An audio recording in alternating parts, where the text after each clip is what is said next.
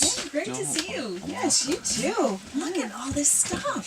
I know, it's a lot of stuff in here. The size is just, from the outside, you wouldn't expect it. Not in a minute. So this is your place? Yes, this is Crafts and Things, Hobbies and Games.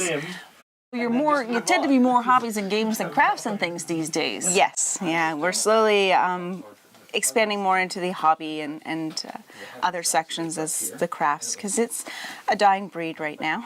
Yeah, I used to do a lot of ceramics myself, but you don't see anybody doing that anymore. No, it had a phase back in 2007. It started coming back a little bit, but with the kilns and the cost of energy and stuff like that, it's a very expensive little hobby. You're going to move your store sort of where the market is now. Yes, yeah. That means more hobbies and games. Yeah, exactly. And this, what's going on here right now, is a collectible card game. It's Magic the Gathering. Wizards of the Coast is hosting. It is a Theros Games Day event, and basically these guys are playing to win a beautiful mat at the end of the day.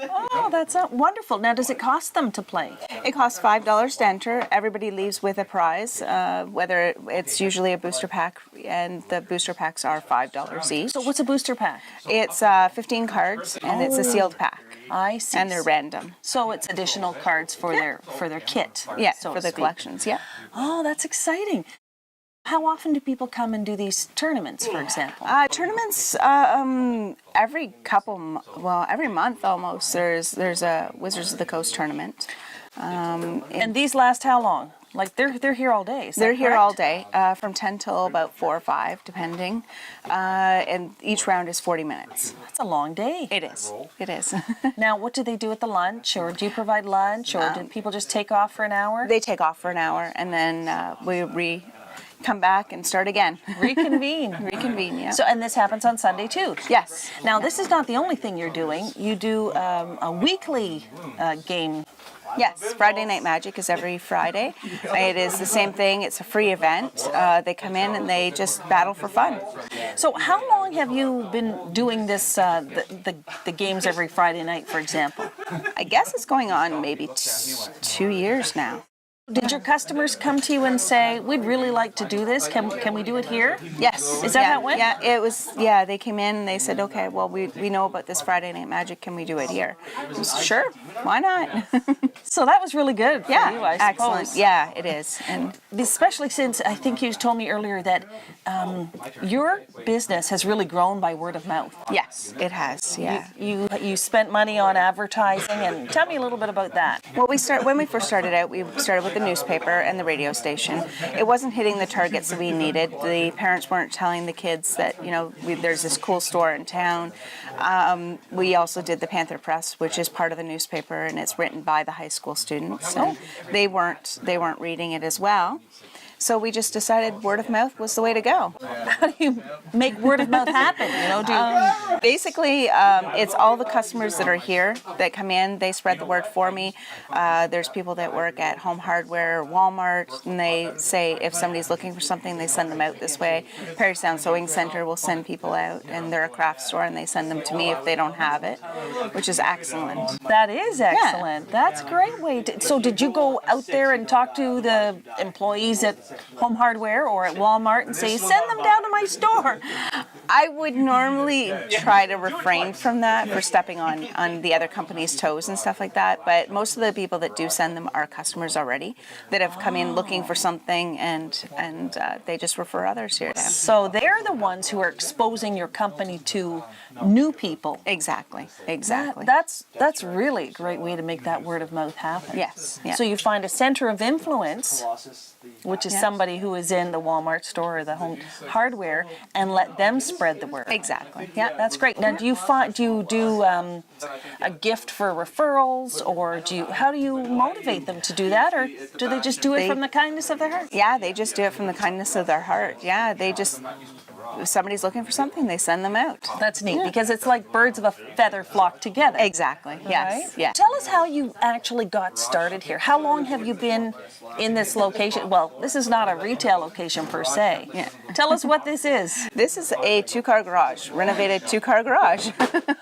And we started in '98 with just the half of the garage, and it was a woodworking place. We sold fence rail critters, which were like cats or dogs sitting on a rail, cat bird feeders, stuff like that. And then in 2001, after my father passed away, I lost all interest in any of the woodworking. Yeah. And after that, I was working at the Salvation Army, so I quit there and decided it's time to be my own boss and started this. The woodworking stuff sort of was...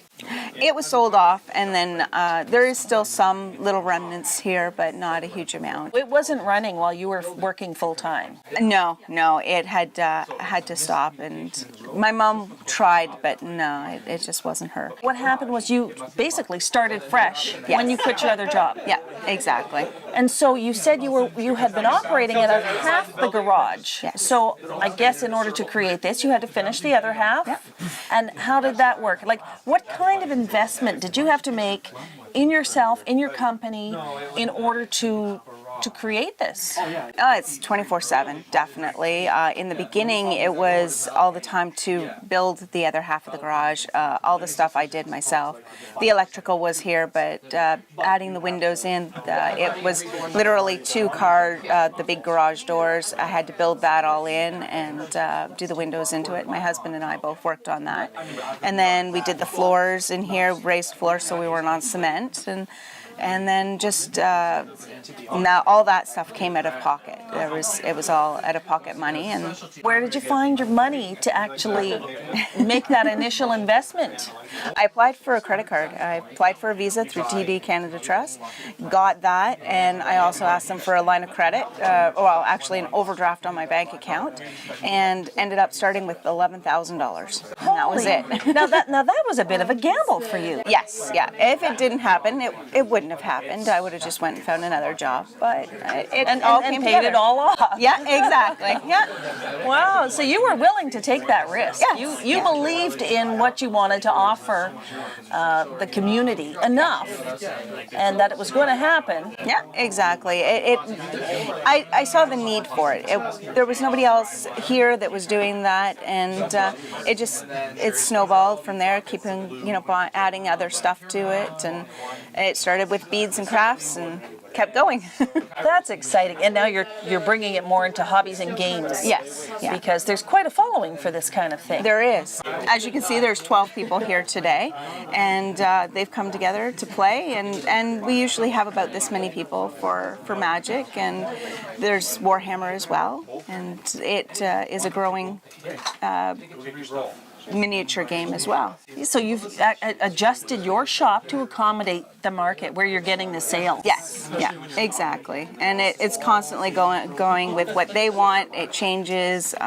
There's things that I'm going to phase out and add in. And how did you know? Like, had you a background in hobbies and games, in working that kind of business before as an employee or in business? No, nothing.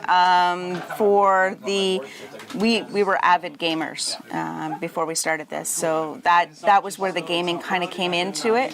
Nothing like the card games or the Warhammer stuff. I didn't do any of that, but now I play both. And the customers kind of drag you into it. It's like, you should play. Come on, we need somebody. Yeah, that's great. You also mentioned that your customers aren't just your customers anymore. No, they're our friends, definitely. It's a small-knit community. They're always coming in, and you create a bond with them. They become friends. You know what's happening in their life, and they know what's happening in your life, and you know what they want, so you can order it in for them, and it's great. Excellent. How do you take payment from your customers? We do credit card, cash, debit, Visa. How did you know anything about that? Other businesses that we've worked in. I worked at the Salvation Army, which took cash and debit and credit cards as well. So. But how did you know how to set that up? Actually through my bank. When I went in, I said, this is what I'm doing, and Vivian from the bank basically said, okay, this is what you need. You're going to have to get your debit and credit, which they put out through the TD Canada Trust, and then they send you to merchant services, and you get it set up that way. Wow. Yeah. So you had to do all this investigation yourself. Yes, yeah. And what about the actual stock, your inventory? How did you know where to buy, like wholesale, your inventory? Well, I called a place in Vancouver and said, I'm from Parry Sound, Ontario. I have nothing to do with, Vancouver or anything. I'm setting up a small store. Can you give me any help? I need suppliers. And they basically said, okay, yeah, sure. These are the people that you should go to. That is so inventive. I think that's fantastic. So you weren't shy to make that call? No. You just said, what the heck, I'm going to try it? Yeah, exactly. And if they said no, I'd try somebody else. Wow, that is so wonderful. So you've got the tenacity that you need, even though, you must have been nervous about the whole prospect. Yes, definitely. It was kind of scary getting into it with the whether it was going to work out, whether the 5-year was going to be my downfall, because a lot of businesses, they say if you don't make the 5 years, you're not going to make it. I don't know if I believe in that. It could be later in your years. You never know. But as of right now, it's going strong, and we've got a good people. At one point, you told me it just started to snowball. What was that point? What happened? What was snowballing? The products, the things that I went into, the customers were asking for tons of stuff, and it was like, and my husband collects comic books, so we ended up, it's okay, we've got to add that. We've got to add action figures, because action figures go with comic books. And there's board games to go with those, so it was just a snowball effect for everything that we added.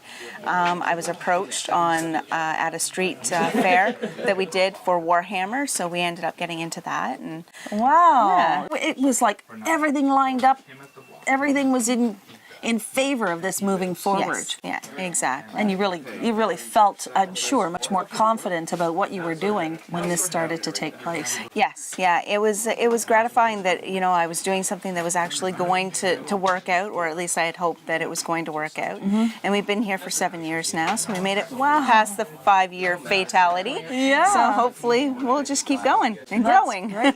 Yes. This is your full-time job now. Yes, it is. Yeah, it's almost 24/7.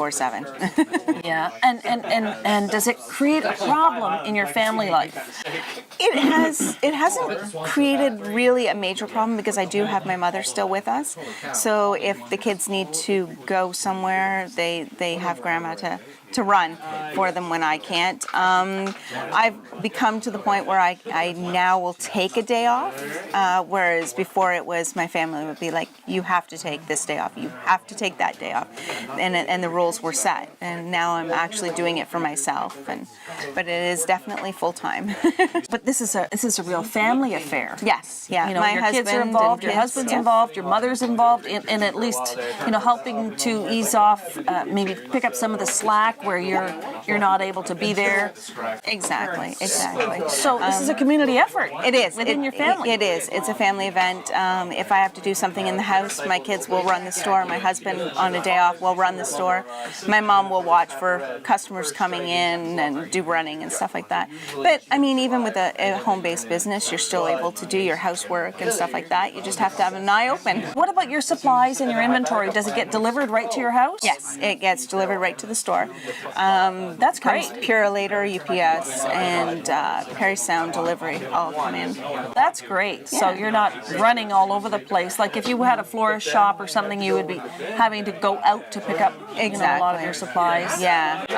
There was only one store that we were going to have to do that with, and that was with the beads. And I didn't want to have to do that. I wanted them to be able to send it to me. So. Mm-hmm. And now you're sort of getting away from the craft thing and more into the hobbies and games. Exactly. So yeah, it's working out well. It is. It's constantly growing.